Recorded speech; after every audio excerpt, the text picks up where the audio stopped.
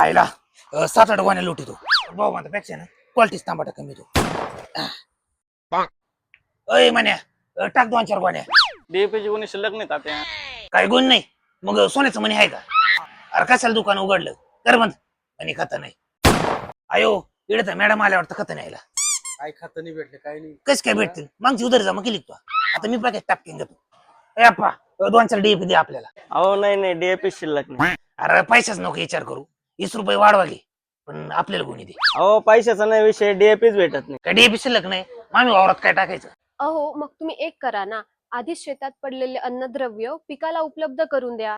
आधी काय तुम्ही आलत्या का टाकायला? तसं नाही, आता नुकतंच ICAR म्हणजेच भारतीय कृषी संशोधन परिषदेने एक माहिती जाहीर केली होती. आपल्या भारतामध्ये रासायनिक खत म्हणजेच DAP सारख्या खतांचा खूप मोठा तुटवडा आहे.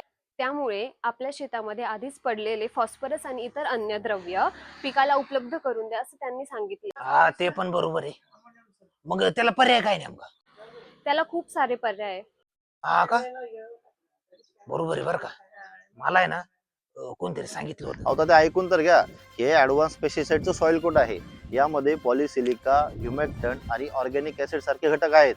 याचा वापर केल्याने आपल्या जमिनीमध्ये जे फॉस्फरसचं फिक्सेशन आहे, जे की कॅल्शियम, फेरस सारख्या अन्न घटकांबरोबर झालेले, ते फिक्सेशन तुटून आपल्या पिकाला जमिनीत पडलेला फॉस्फरस उपलब्ध होतो. त्याचबरोबर फेरस, कॅल्शियम आणि इतर अन्न घटक सुद्धा उपलब्ध होतात.